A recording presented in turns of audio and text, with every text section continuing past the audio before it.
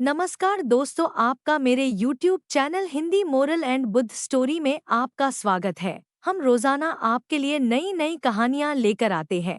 हमारी कहानियों का उद्देश्य मानवीय भावनाओं को ठेस पहुंचाना नहीं, अपितु आपका मनोरंजन करना होता है। आज हम आपके लिए एक और नई कहानी लेकर आए हैं, तो आइए शुरू करते हैं आज की कहानी।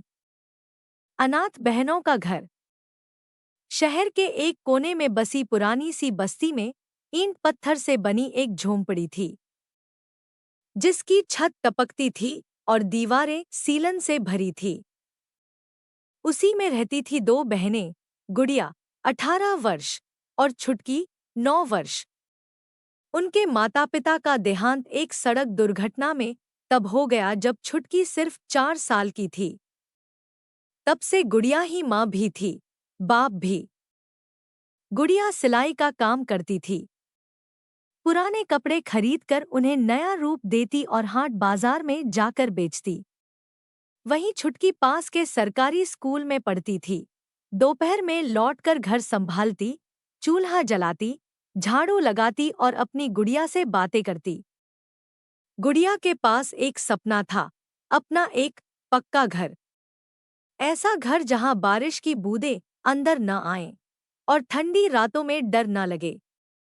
वह रोज थोड़ा थोड़ा पैसा जोड़ती, एक छोटी सी गुल्लक में। एक दिन मोहल्ले में नया आदमी आया, नाम था राजन भैया। वह एनजीओ के लिए काम करता था। उसे बहनों की हालत देखकर बहुत दुख हुआ, लेकिन गुड़िया स्वाभिमानी थी, उसने मदद लेने से साफ मना कर दिया। राजन धीरे धीरे दोस्त बन गया। उसने बिना बताए कई बार उन्हें छोटे छोटे कामों में मदद की, कभी किताबें, कभी दाल चावल और कभी ठंड में एक कंबल। एक शाम जब बारिश बहुत तेज थी, घर की छत गिरने को थी। उसी दिन गुड़िया ने छुटकी को सीने से लगाकर कहा, अगर ये छत गिर भी जाए ना, हम दोनों एक दूसरे का सहारा हैं। मैं वादा करती हूँ, तुझे एक दिन ऐसा घर दूंगी जहां तेरा सपना सच होगा। अगली सुबह गुड़िया को सिलाई के लिए एक बड़ा ऑर्डर मिला। पास की कॉलोनी में शादी थी और दुल्हन की बुआ ने 10 जोड़ी कपड़े सिलवाने को दिए थे। यह मौका गुड़िया के लिए वरदान जैसा था। पूरे 2000 रुपए मिलने वाले थे। गुड़िया ने रात दिन एक कर दिए। छुटकी ने भी खाना बनाना, झाड़ू पोंछा सब खुद संभाल लिया। दोनों बहनों की मेहनत रंग लाई, काम समय पर पूरा हुआ और दुल्हन की बुआ बहुत खुश हुई। जाते जाते उन्होंने एक पुरानी सिलाई मशीन गुड़िया को गिफ्ट की।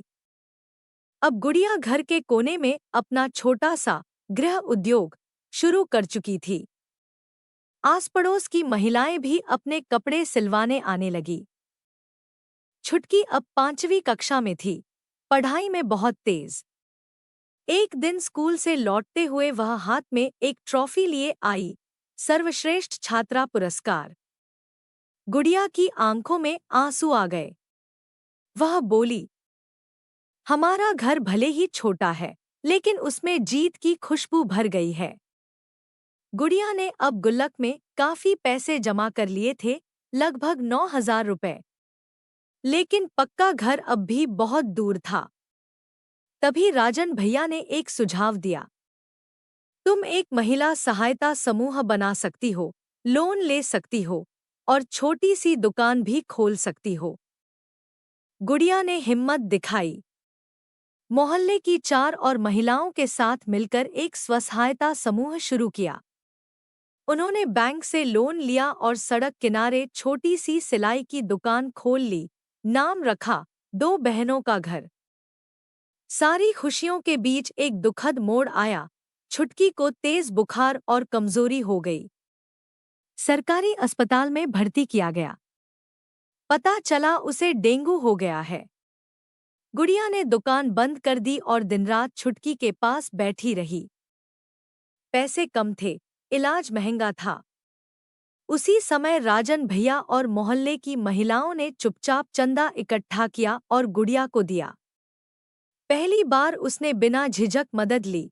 क्योंकि अब उसे समझ आ गया था कि अपनों की मदद लेना कमजोरी नहीं, भरोसे की ताकत है। छुटकी ठीक हो गई। जब वह अस्पताल से लौटी तो बोली, दीदी, अब मैं भी बड़ी होकर डॉक्टर बनूंगी, ताकि कोई बहन ऐसे न रोए जैसी तुम रोई थी।